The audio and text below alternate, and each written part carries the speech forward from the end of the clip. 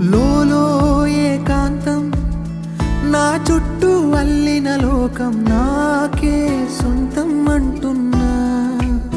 విన్నారా నేను నా నీడ ఇద్దరమే చా